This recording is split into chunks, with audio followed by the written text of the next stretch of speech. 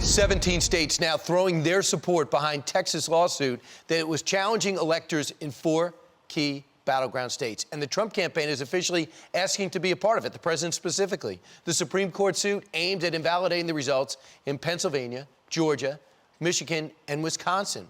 3 people joining the fight are Alabama Attorney General Steve Marshall and Louisiana Attorney General Jeff Landry. Thanks, guys. Jeff, let's start with you. What about the Texas suit made you think that Louisiana should join? Well, look, like many Americans around the country, have been watching the irregularities that have occurred. And when you look at the Constitution, you recognize that there were states under which non-legislative actors, that means like governors, secretary of states, or state courts, basically modified election law in the midst of the game. It's like changing the rules of the football game in the middle of the game. And according to the Constitution, we don't believe it's proper. Steve, that's what Texas is saying. And when states sue states because of an election result, I guess it affects everyone. That's the theory. And it has to go to one court, the Supreme Court. Do you believe this will help sway the Supreme Court to at least take the case? Well, one of the things we hope with 17 of our colleagues coming together is that the court understands the significant importance about this, not only being filed by Texas, but to electors across the country. You know, all we've asked is for only legal ballots to be counted. Texas has presented a very compelling argument about why the Constitution compels the court to be able to take this case moving forward, and we're there to be able to support the fact that this needs to be considered and one for the court to be able to rule. Wisconsin Attorney General slammed this suit as misleading the public. What's your reaction to that, Jeff? Well, I guess he feels like he's on the hot seat.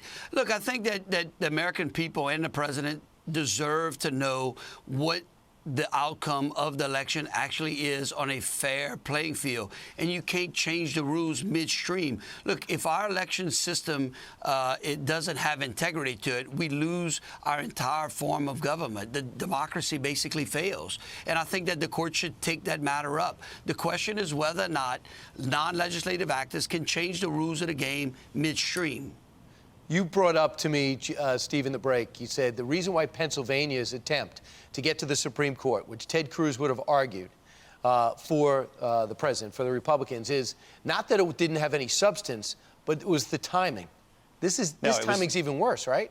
No, not for the case that's brought by Texas. You know, the court declined to hear the Pennsylvania case, seeming on the fact that the Pennsylvania GOP did not bring it timely enough. You know, this is one that, at least for Texas's allegations, includes multiple states, that we now have the ability to see the consequences of non-state actors affecting what the legislature had established to be able to protect the validity of their elections in their own states. And we believe that it is timely, and for the court to consider it would be appropriate. So are you going to go into each state specifically? For example, what bothers you guys about Pennsylvania, Jeff? Well, what bothers us about Pennsylvania is the fact that the Pennsylvania legislature specifically put out a rule when ballots should be accepted and when they shouldn't. And the state court of Pennsylvania changed that midstream. Basically said, no, you can accept the ballots 3 days later. Well, think about this. If you would have showed up in Pennsylvania to vote in person at, say, 8:30 rather than 8 o'clock when the polls closed, would they have let you in to vote? No, they would not. Why? Because that's the time that the Pennsylvania Assembly set for the closing of the polls. Again, those are things that are problematic when you change the rules of the game in the middle of the game. And finally, Steve, I think you're going to be having, you're invited to the White House today?